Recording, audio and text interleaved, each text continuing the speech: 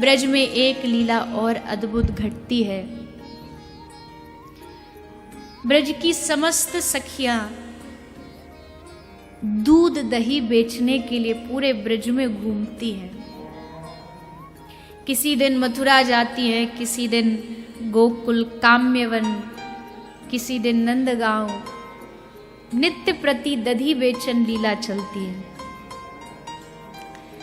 किंतु आज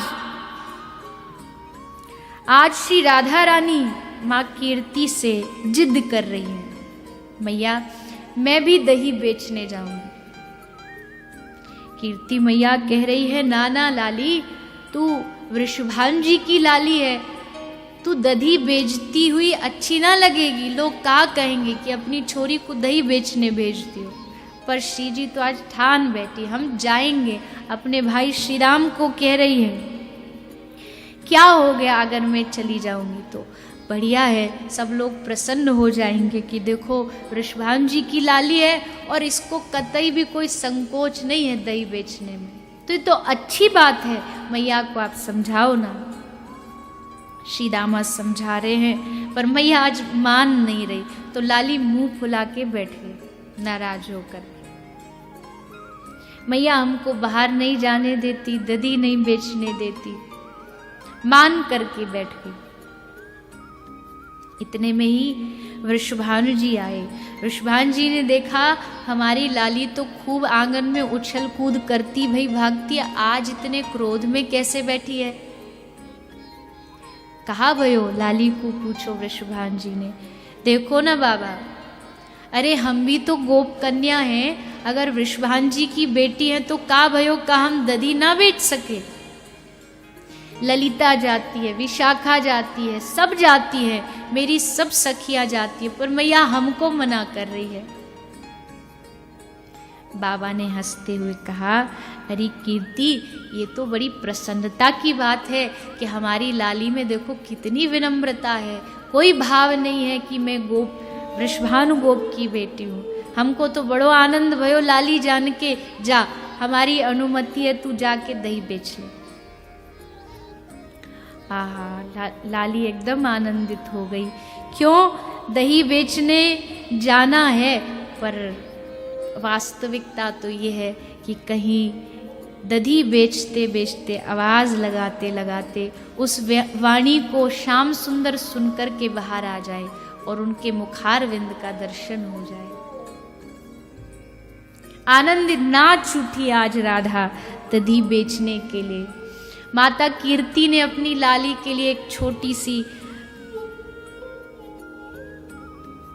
माटी की मटकी बनवाई, क्योंकि छोटी है ना अभी और बड़ी कोमल है, पता नहीं कैसे उठा पाएगी मटकी को। तो छोटी सी मटकी बनाई है और उसमें दधी भर के आज स्वामिनी दही बेचने जा रही हैं। सर पर रख करके नंदगांव की गलियों में आवाज लगा रही है अपनी मीठी वाणी से, कोई दही ले लो, कोई दही ले लो, कोई दही ले लो।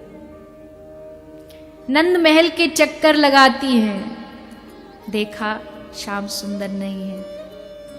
फिर कुंज की ओर बढ़ी, शायद वहां होंगे, मटकी लेकर के आवाज लगाती हुई, वहां भी नहीं मिले।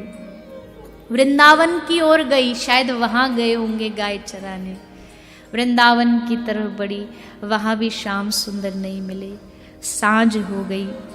सखी कहती है, लाली अब तो ऐसे ही हमको चलना पड़े वो। ना ना, एक बार और देख लूँ, कहीं शायद कहीं छुपे हों। अरे नहीं नहीं, जल्दी चल, अगर देरी है गई तो कल ते मैया फिर ना भेजेगी दधी बेचने। चलो सब बैठो। यमुना में नाव सजा दी गई। नाव सजी, कहा कि इसमें बैठो, लेकिन जैसे बैठने वाली थी जल स्तर बढ़ने लगा यमुना जी का। और जैसे जल स्तर बढ़ा तो उस बहाव में गोपियों की नौका भी बह गई। नाव उस नदी में बह के आगे चली गई। सखी बोली, आज को तो दिन ही खराब है। श्री राधा बोली, हाँ, जा दिन लाल जी को मुखमंडल देखने को ना मिले, वो तो दिन वो घड़ी सब खराब है। आज कितना प्रयास किया पर कहीं श्याम सुंदर ना दिखे, व्याकुलता हृदय में है। अब क्या करे, कैसे जाए? तभी दूर से केवट की आवाज आई। केवट गाता हुआ आ रहा है, किशोर वर्ण है, गमछा बांधे हुए हैं, गाता हुआ आ रहा है। ये जग नैया हमार, नैया में हम हैं और हम हैं किनार। यही पंक्ति मदमस्त गाता हुआ वो नाविक उन गोपियों के पास आके खड़ा हो जाता है। ललिता कहती है, अरे भैया हमको बरसाने पहुंचा दोगे क्या? पर बड़ा अजीब नाविक है, न ललिता को देख रहा है, न किसी गोपी की बात सुन रहा है, एकमात्र किशोरी जी को निहारता जा रहा है, एक टक लगा के वहीं देखता जा रहा है। ललिता ने जोर से आवाज लगाई, अरे हम तुझसे कुछ पूछ रहे हैं, बरसाने पहुंच जा दोगे ना? श्याम सुंदर बोले, हाँ बिल्कुल, क्योंकि नाविक किशोर वर्ण में ठाकुर जी अब इच्छा पूरी करने आए हैं लाली की। बैठ जाएं? बोले रुको रुको, थोड़ा रुक जाओ, तुम्हारे पैरों में इतनी माटी क्यों लगी हुई है? इतनी मिट्टी को पहले धो इसको, फिर मेरी नाव में बैठना, मेरी नाव गंदी हो जाएगी। सबने अपने पैर धोए, चरण धोने के बाद बैठने लगे। फिर नाविक ने कहा, रुको रुको, तुमको चरण भी धोने नहीं आते क्या? देखो अभी भी माटी लगी है। अच्छा हम धो के दिखाते हैं, लाओ। और श्याम सुंदर ने श्री जी के चरणों को पकड़ा और जल लेकर के श्याम सुंदर उन चरणों को धोने लगे, चरण प्रक्षालन करने लगे। धोते धोते आनंदित हो रहे हैं, बड़े बड़े प्रसन्न हो रहे हैं। हृदय एकदम गदगद होता जा रहा है। ललिता बोली, अरे अब धोता ही रहेगा कि हमको आगे भी लेकर के जाएगा? चल अब देख अंधियार होता जा रहा है, अब जल्दी हमें घर पहुंचना है, बैठो। सारी सखियां नाव में बैठ गई, श्री जी विराजमान हो गई। श्याम सुंदर ने चप्पू पकड़ा, नाव को चलाने लगे। चलाते चलाते मन में क्या आया, बोले अब हमसे नाव नहीं चलेगी। सखी बोली, अरे बीच मझधार में तू कह रहा है नाव हमसे नहीं चलेगी, क्यों? बोले हमको बड़ी जोर की भूख लगी है, कुछ खाने को है, कुछ हमको पवाओ। सखी दही बेचने तो आई थी, सबकी मटकी में दही थी, सबने थोड़ी थोड़ी लेकर के प्रेम से ठाकुर जी को पवाया। प्रभु ने पाने के बाद जोर से डकार ली और अब बोले कि अब हमें आ रही है नींद, अब हम सोएंगे।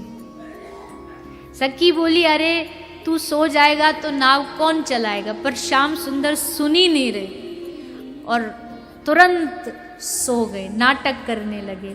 और सोते सोते कोई व्यक्ति सोते सोते गर्दन गिर जाए, थोड़ा इधर उधर हो जाए, वैसे ही श्याम सुंदर सोने का नाटक करते करते लुढ़क गए। और लुढ़के भी कहाँ? श्री जी के चरणार बिंदु में। उनको एक क्षण भी वो चरणार बिंदु से अलग नहीं होना, इसलिए वहीं अपना सर रख करके सो गए। अब जब नीचे लुढ़के तो थोड़ा जो फेंट में उनकी बांसुरी बंधी थी, वो बांसुरी गोपियों को दिख गई। सब चिल्लाई, अरे अरे, सब हंसने लगी, अरे ये कोई केवट नाविक नहीं, ये तो हमारे श्याम सुंदर है जो हमको नाव पार कराने आए हैं। सारी सखी आनंदित हो उठी, श्री जी का हृदय भी आनंदित हो उठा कि हम जिस आशा को लेकर के आज आई थी दधी बेचने, वो पूरा हो गया। सारी सखी मंडली ने मिलकर के प्रिया प्रीतम का जय घोष किया। नाव धीरे धीरे धीरे चलती चलती श्रीधाम बरसाना वृंदावन से यमुना के किनारे किनारे पहुंच गई। और अब बरसाना आकर के श्री जी के जाने का समय आया। किंतु श्री जी निवेदन करती है, हे श्याम सुंदर, प्रतीक्षा अधिक मत कराइएगा। जब भी निकुंज में कुंज में आपका नाम लेकर मैं आपको पुकारूं तो आप वहाँ आकर के मुझे दर्शन दीजिएगा। इच्छा तो नहीं है इस आनंद को छोड़ने की, इस लीला को यहाँ विराम देने की, किंतु श्री जी अपने हृदय को थोड़ा कठोर करती हैं और श्याम सुंदर भी अपने हृदय को कठोर करते हैं। वो अपने नंद महल वापस आते हैं, श्री जी बरसाना जाती हैं। ऐसी लीला अब नित्य प्रति इस ब्रजधाम में आरंभ हो गई।